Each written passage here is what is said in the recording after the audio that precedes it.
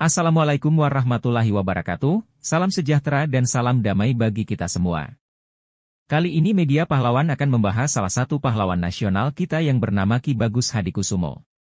Semoga dengan menonton dan mendengarkan video ini dapat menambah wawasan dan pengetahuan kita semua, terutama bagi para adik-adik yang masih duduk di bangku sekolah. Selamat menyimak. Dan jangan lupa klik tombol subscribe, like, share dan komen. Terima kasih. Ki Bagus Hadikusumo, ulama dan negarawan. Sehari setelah kemerdekaan Indonesia, Panitia Persiapan Kemerdekaan Indonesia, PPKI, bersidang untuk yang pertama kali dan mengambil keputusan untuk menetapkan serta mengesahkan Undang-Undang Dasar 1945. Adapun bahan yang ditetapkan berasal dari hasil sidang Badan Penyelidik Usaha-Usaha Persiapan Kemerdekaan Indonesia, BPUPKI, kedua yang menghasilkan Piagam Jakarta, Jakarta Charter, yang ditandatangani oleh Mr. Muhammad Yamin pada 22 Juni 1945. Namun masih ada ganjalan dari Piagam Jakarta itu, terutama pada alinea keempat tentang perumusan 5 azas falsafah negara Indonesia Merdeka, di mana azas pertama menyebutkan ketuhanan dengan kewajiban menjalankan syariat Islam bagi pemeluk-pemeluknya. Ganjalan tersebut akhirnya bisa diatasi dengan baik melalui perubahan kalimat yang menjadi azas pertama falsafah negara Indonesia menjadi ketuhanan yang Maha Esa. Muhammad Hatta menyampaikan perubahan tersebut setelah sebelumnya berunding dan berkonsultasi dengan 4 tokoh Islam terkemuka Indonesia. Salah seorang dari mereka adalah pemimpin pusat Muhammadiyah, Ki Bagus Hadikusumo. Nama kecilnya adalah R. Hidayat. Dilahirkan di Kampung Kauman, Yogyakarta, pada tahun 1890. Latar belakang pendidikan formalnya hanya lulusan sekolah rakyat, dan seterusnya ia mendalami pendidikan keagamaan. Pendalaman ilmu agama itu dilanjutkannya hingga ke Mekah. Sekembalinya dari sana, ia lantas dikenal orang sebagai juru dakwah yang hebat sekaligus pemimpin umat yang alim. Ketinggian ilmu agamanya tidak diragukan lagi. Karena ketinggian ilmu agama yang dimiliki Ki Bagus, pemerintah kolonial Belanda, melalui Gubernur Jenderal, mengangkatnya menjadi anggota Komisi Penyusun Mahkamah Tinggi Islam di Hindia Belanda.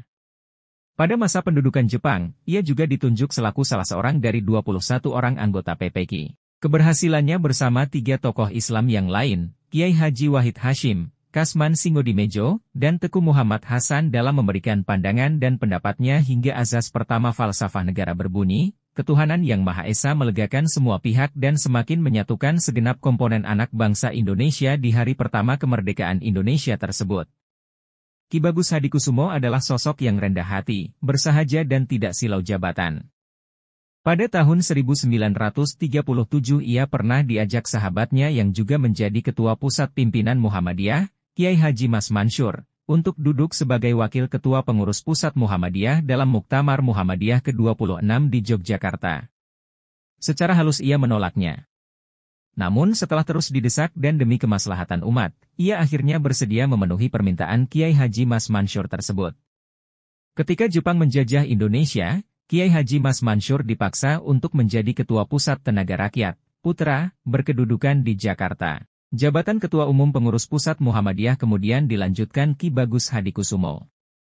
Sejak tahun 1942 jabatan tersebut disandangnya hingga tahun 1953. Ketika menjabat selaku Ketua Umum Pengurus Pusat Muhammadiyah, Ki Bagus berhasil melahirkan berbagai karya besar dalam organisasi tersebut, di antaranya Mukadimah Anggaran Dasar Muhammadiyah yang berisi pokok-pokok pikiran pendiri Muhammadiyah, Kiai Haji Ahmad Dahlan. Anggaran dasar tersebut digunakan untuk landasan bagi organisasi Muhammadiyah guna menjalankan perjuangan dan amal usahanya. Meskipun dalam masa penjajahan Jepang yang terkenal sangat kejam itu Ki Bagus berani menunjukkan jati dirinya selaku ulama yang menjadi panutan umat. Islam jelas-jelas melarang penghormatan kepada matahari, bahkan ibadah syalat pun terlarang dilakukan ketika matahari tengah terbit maupun ketika tenggelam untuk menunjukkan umat Islam tidak menyembah matahari.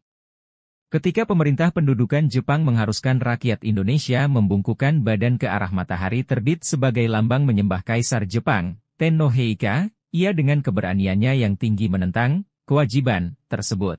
Ia menunjukkan jati dirinya selaku Muslim yang hanya bersedia menyembah Allah dan bukan kepada matahari yang hanyalah benda ciptaan Allah.